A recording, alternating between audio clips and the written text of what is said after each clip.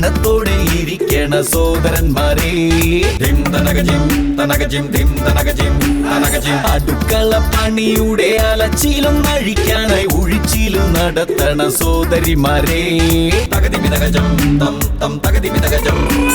മനസ്സു തുറന്നു ചിരിച്ചിടുവാൻ കോമഡി വേണോ? നിങ്ങളുടെ പിരിമുറുക്കം കുറച്ചിടുന്ന പാരഡി വേണോ?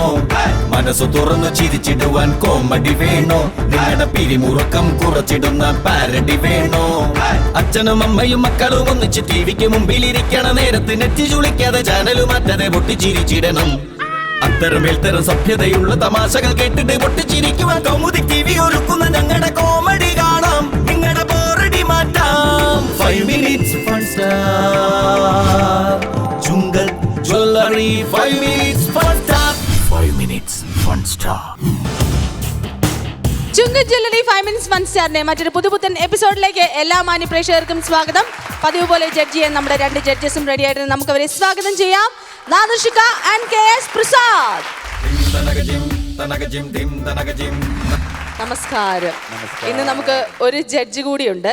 നമ്മളെല്ലാവരും എക്സ്പെക്ട് ചെയ്യുന്ന ഒരു ജഡ്ജാണ്. പക്ഷേ ഈ വേദിയിൽ അദ്ദേഹം അൺഎക്സ്പെക്റ്റഡ് ആയിട്ടാണ് വരാൻ പോകുന്നത്. എനി ഗെസ്സസ് ആരാണെന്ന്? ഒരു ഐഡിയ ഇല്ല.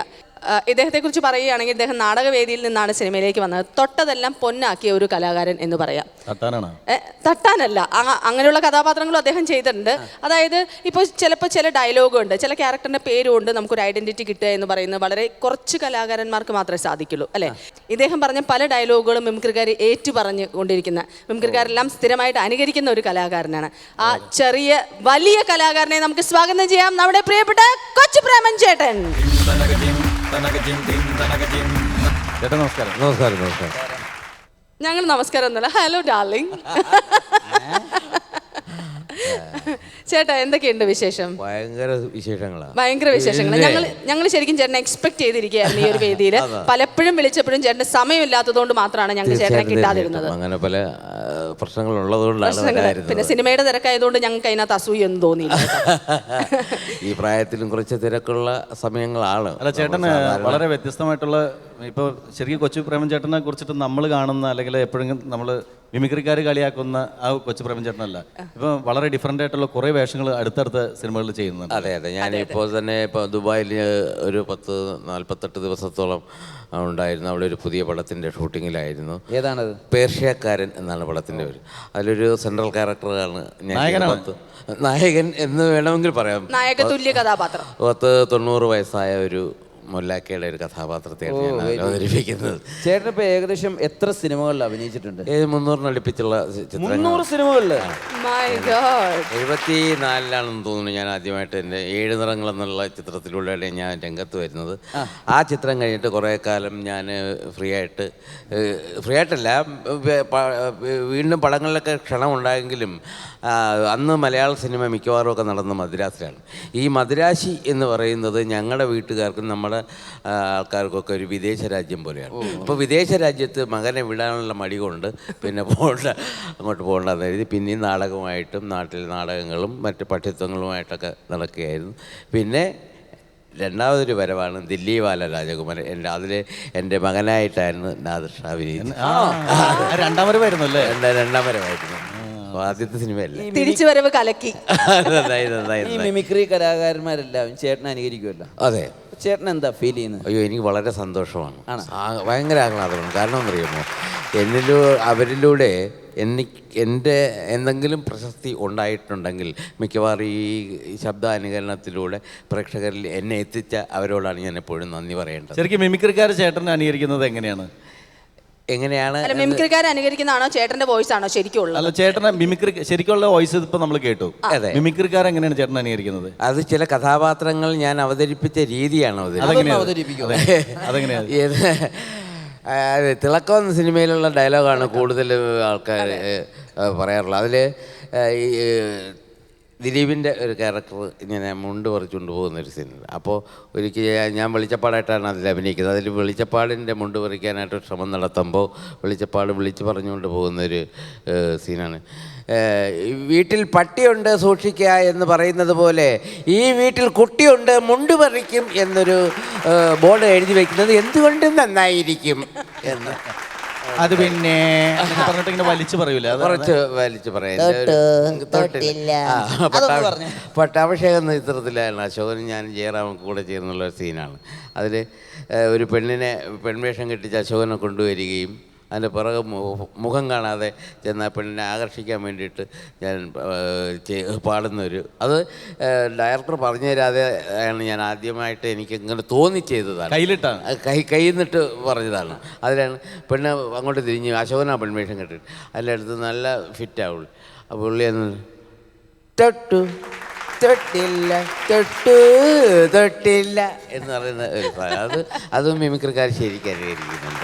ഇനി നമുക്ക് 5 മിനിറ്റ്സ് ഫൺ സ്റ്റാറിലേക്ക് തിരിച്ചു വരാം. എങ്ങനെയുണ്ട് നമ്മുടെ ഈ പ്രോഗ്രാം? ഇപ്പൊ ഏകദേശം ഒരു ലാസ്റ്റ് ലെവലിലേക്കൊക്കെ വന്നുകൊണ്ടിരിക്കുകയാണ്. കൗമുദി ചാനലിൽ അവതരിപ്പിക്കുന്ന ഈ പ്രോഗ്രാം ഉണ്ടല്ലോ, ഈ കൗമുദിയുമായിട്ട് എനിക്ക് വളരെയധികം ബന്ധം. എൻ്റെ വളർച്ചയിൽ ഒരുപാട് പത്രമായിരുന്നാലും ഇപ്പോൾ ചാനലായിരുന്നാലും ഇതിൻ്റെ സാൾട്ട് ആൻഡ് പേപ്പർ എന്നുള്ള പ്രോഗ്രാം ഞാൻ ചെയ്തുകൊണ്ടിരിക്കുകയായിരുന്നു. സിനിമയുടെ തിരക്കാനാണ് ഇപ്പോൾ തൽക്കാലം കുറച്ച് ദിവസം എനിക്ക് അതിൽ പങ്കെടുക്കാതിരിക്കുന്നത്. വളരെ മിതത്വം പാലിച്ചു കൊണ്ടുപോകുന്ന പരിപാടികളാണ് ഇതിനകത്ത് ഉള്ളത്. ബഹളങ്ങൾ വളരെയധികം ഒന്നുമില്ല. പ്രത്യേകിച്ച് നിങ്ങളുടെ ഈ പ്രോഗ്രാം ഞാൻ മിക്കവാറും കോമഡി പ്രോഗ്രാമുകൾ കാണാറുണ്ട്. പിന്നെ ഇതിൻ്റെ വിധികർത്താക്കളായി നിൽക്കുന്നത് ഇന്ന് കേരളത്തിൽ കിട്ടാവുന്ന ഏറ്റവും നല്ല 2 വിധികർത്താക്കളാണ്. ചെറിയൊരു സങ്കടം ഇന്ന് ഞങ്ങൾക്കുള്ളതെന്ന് വെച്ചാൽ നമ്മൾ എലിമിനേഷനിലേക്ക് കിടക്കുകയാണ്. അതെ, ഡേഞ്ചർ സോണിൽ 3 ടീമുകളാണുള്ളത്. ഇപ്പോൾ രസതന്ത്രം, കാർണിവൽ, കോളിളക്കം. ഈ 3 ടീമുകളും ഓരോ പെർഫോമൻസ് വെച്ച് ഈ വേദിയിൽ കാഴ്ചവെക്കും. അതിൽ നിന്ന് ആരാണ് ഔട്ട് ആവുന്നത് എന്ന് നിങ്ങൾ 3 ജഡ്ജസ് കൂടി ഇന്നിവിടെ തീരുമാനിക്കും. അതായത് നമ്മൾ എലിമിനേഷൻ റൗണ്ടിലേക്ക് കിടക്കുന്നു. അതെ, എന്നെ സംബന്ധിച്ച് ഞാൻ ഈ പല ചാനലുകളിൽ ജഡ്ജായിട്ട് പലപ്പോഴും ഒക്കെ പോയിട്ടുണ്ടെങ്കിൽ തന്നെയും എനിക്ക് എൻ്റേതായിട്ടുള്ള ഒരു രീതിയുണ്ട്. അത് നമുക്ക് ഇന്നയാളിന് ഇത്ര ചെയ്യാം എന്നൊക്കെ പറഞ്ഞാലൊന്നും ഞാൻ കേൾക്കുന്ന കൂട്ടത്തിൽ എൻ്റെ കാഴ്ചപ്പാടിലൂടെ ഉള്ളത് മാത്രമേ ഞാൻ ചെയ്യാറുള്ളൂ. അത് ഇവിടെയും ചെയ്യും. അത് തന്നെയാണ് ഞങ്ങൾക്ക് ഇവിടെ വേണ്ടത്. ഇവിടെ നിന്ന് നമ്മുടെ പ്രൊഡ്യൂസറിനോ ചാനലിൽ നിന്നോ ഡയറക്ടറിൽ നിന്നോ ഒരു പ്രഷറും നമുക്ക് ജഡ്ജസിന് കൊടുക്കാറില്ല.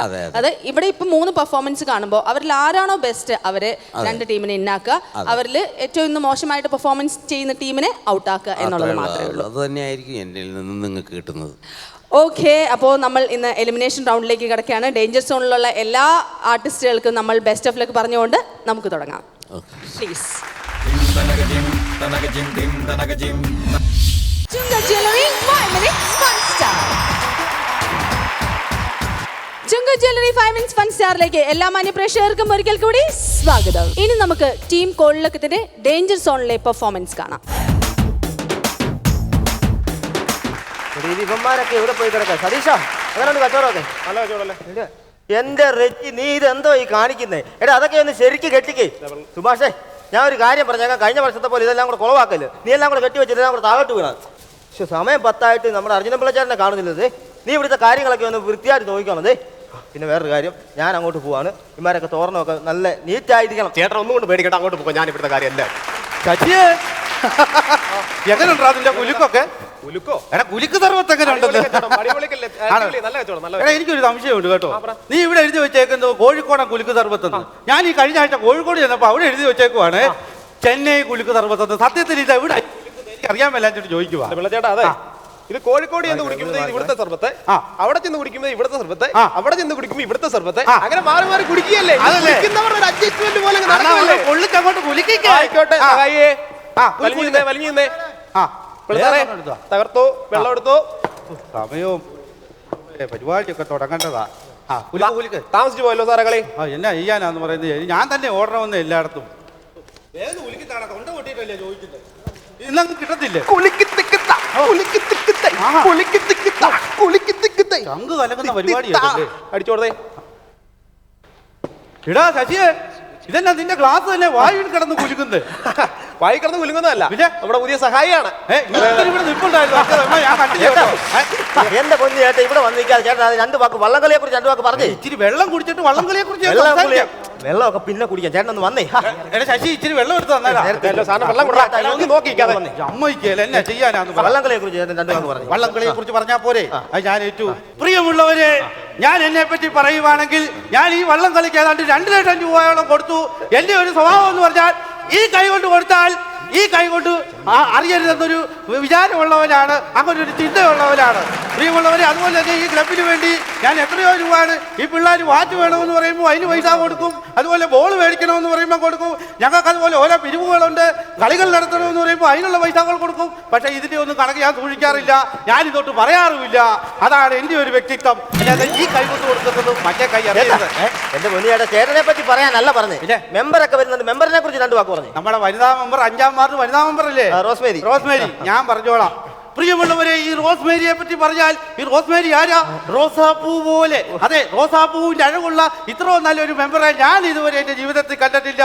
അത് തന്നെയല്ല, നമ്മുടെ നാടിന് വേണ്ടി എന്തൊക്കെയാണ് ചെയ്തത് ഈ റോസ്മേരി ചെയ്തു കൂട്ടിയത് ഓർത്തു കഴിഞ്ഞാൽ ഇനി ഒരു മെമ്പർ അതുപോലെ പ്രവർത്തനം നടക്കത്തില്ല ഇവിടെ എന്ന് തന്നെ വേണേ പറയാം. അത് തന്നെയല്ല, ഏത് വാതിരാത്രി എന്ന് പറഞ്ഞാലും ഈ മെമ്പറുടെ വീട്ടിൽ ആര് എന്ന് വാതുക്ക മുട്ടിയാലും മെമ്പർ ഒരു മടിയും കൂടാതെ വാതിൽ തുറന്നു വന്ന് അവരുടെ കാര്യങ്ങൾ സാധിച്ചു കൊടുക്കുന്ന ഒരു മെമ്പറാണ്. ഇത്രയും നല്ല മെമ്പർ എവിടെ കിട്ടും എന്നാണ് ഞാൻ ചോദിക്കുന്നത്. അതുപോലെ തന്നെ നമ്മുടെ റോസ്മേരി മെമ്പറെ, 5-ാം വാർഡ് വനിതാ മെമ്പറെ ഞാൻ ഈ വേദിയിലേക്ക് സ്വാഗതം ചെയ്യുവാണ്.